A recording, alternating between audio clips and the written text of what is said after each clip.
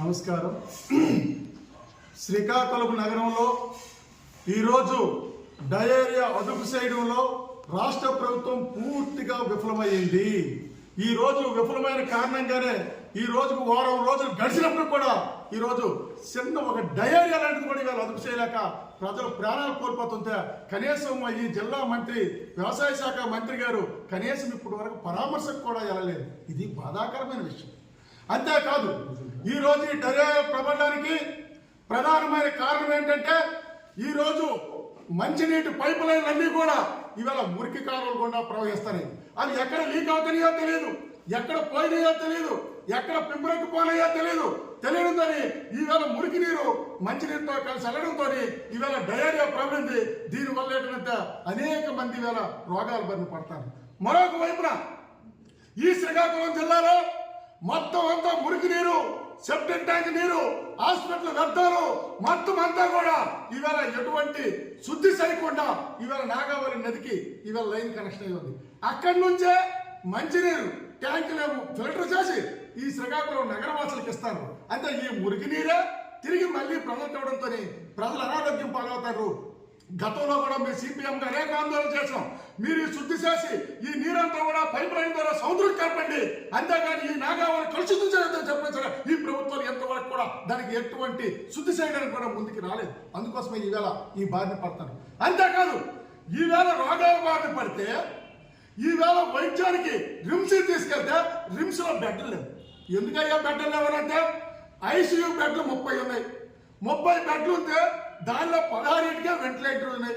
ఈవేళ 214 కేసులు నమోదైనాయి అంటే నువ్వు ఐసీయూ బెడ్లు రిమ్స్ హాస్పిటల్ లేకపోతే రోగుల పరిస్థితి ఏంటి అని చెప్పి ఇవాళ ప్రభుత్వం కడుతాం. అందుకోసం ఈ ప్రభుత్వం ప్రజల ఆరోగ్యం పట్ల, ప్రజా వైద్యం పట్ల నిర్లక్ష్యంగా ఉండి విఫలమైందని చెప్పి సందర్భంగా మీరు తెలియజేస్తాం. అంతేకాదు ఎంత పెద్ద రిమ్స్ ఉంది, ఇక్కడేమో అనేక డిపార్ట్మెంట్కి డాక్టర్లు లేరు.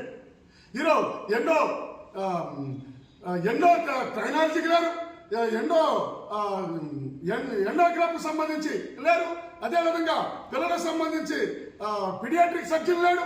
అలాగే కొన్నింటికి డాక్టర్లు ఉన్నారు, తరాకుర వదలు ఎదురు అంటే ఆంకాలజీకి ఒకరు ఉన్నారు, అలాగే కార్డియాలజీకి ఒక ఇద్దరు ఉన్నారు, అలాగే న్యూరో సర్జన్ యూరోకి ఒక్కొక్కరు చెప్పున్నారు. కానీ ఇక్కడ ఒక డిపార్ట్మెంట్కి 4 ఉన్నారు. ప్రొఫెసరు, అసిస్టెంట్ ప్రొఫెసరు, 2 అసిస్టెంట్లు. కానీ వైద్యులు లేరు. 800 బెడ్లు ఉన్నాయి, దానికి మనుషులు లేరు. ఎఫ్ఎన్ఓలు, ఎంఎన్ఓలు 30 మంది ఉన్నారు. 100 బెడ్లకు 30 మంది ఉంటే ఉండాలి, 800 బెడ్లకు 30 మంది ఉన్నారు. అంటే వైద్యం ఎంత దారుణంగా ఉంది. ఈ ప్రభుత్వం వైద్యం పట్ల ఎంత నిర్లక్ష్యం వహిస్తుంది. ఈవేళ ప్రజలకు ఏ విధంగా వైద్యం అందలేదనడానికి ఇది ఒక నిదర్శనం కాదా అని మేము అడుగుతున్నాం. ఎట్లాంటి ప్రభుత్వ వైఫల్యాలన్నీ కూడా తప్పిదాన్ని కప్పిపుచ్చడం కోసం ఈవేళ ఉద్యోగుల మీద వేటేసినాం, ఈవేళ ఉద్యోగుల మీద దాడి చేస్తున్నాం. ఇది సరైనది కాదు. ప్రజలు నీకు వ్యతిరేకిస్తారు.